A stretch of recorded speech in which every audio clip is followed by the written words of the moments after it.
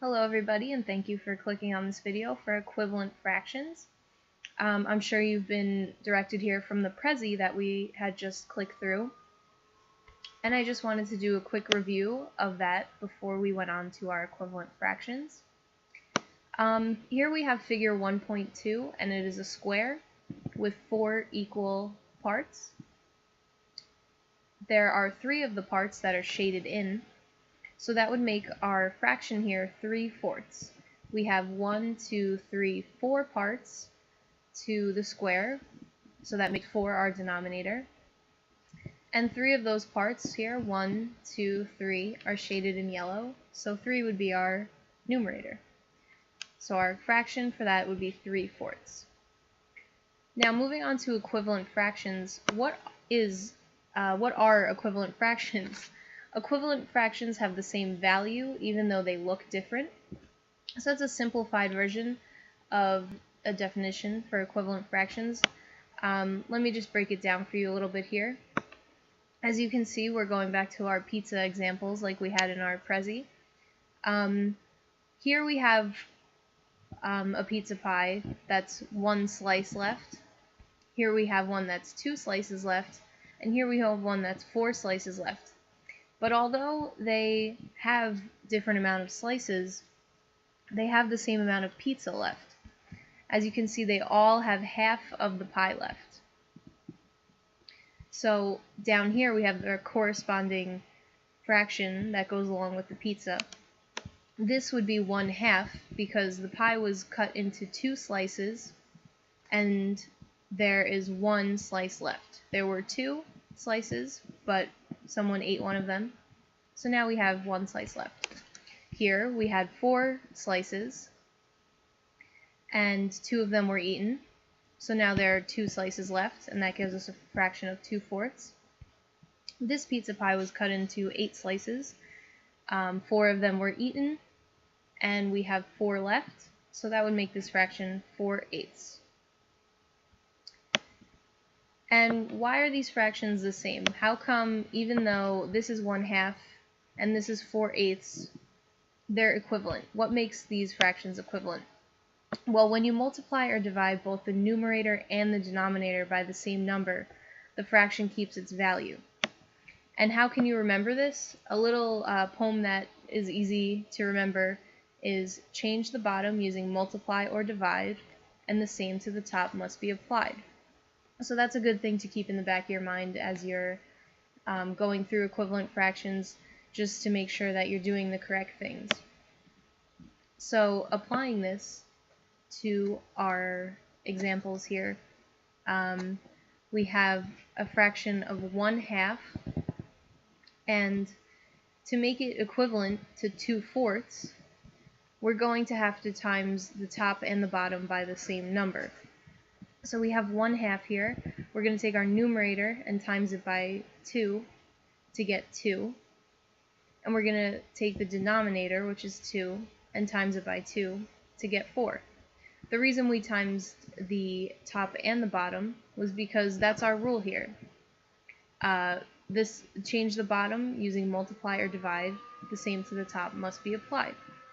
You have to do the same to the top that you do to the bottom. Moving on to our next fraction, we just got 2/4 from 1/2.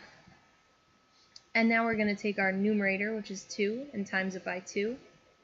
And since we did that to the numerator, we're going to have to also do that to the bottom, the denominator, because that's our rule. And we take 4 and we multiply it by 2 and we get 8. So by doing that, we got 4/8. And that makes these equivalent fractions because we did the same to the top as we did to the bottom. But 1/2 and 4/8 are both equivalent fractions. How do we get that? Well, we have 1/2 here, and we are going to times both the top and the bottom by 4, so we're multiplying 1 by 4 and 2 by 4, and we get 4/8.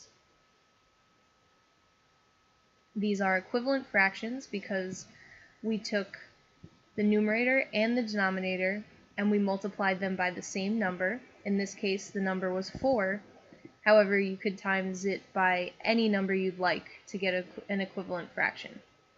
If I multiplied this by 5, I could still get an equivalent fraction, as long as I did it to both the top and the bottom of the fraction.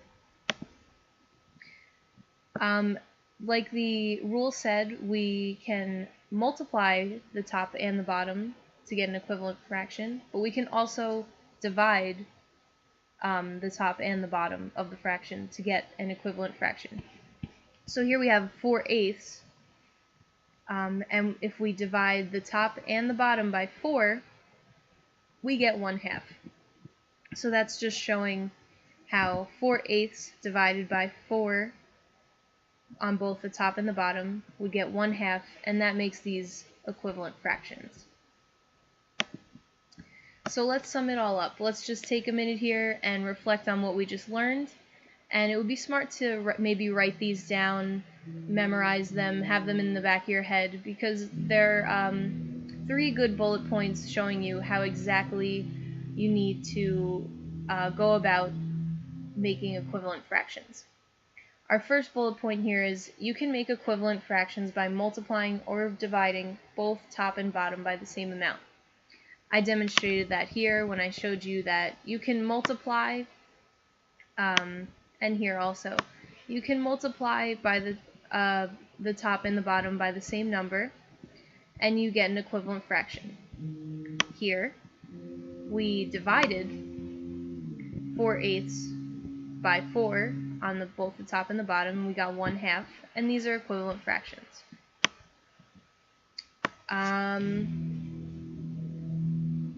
Our second bullet point here says you can only multiply or divide, never add or subtract to get an equivalent fraction.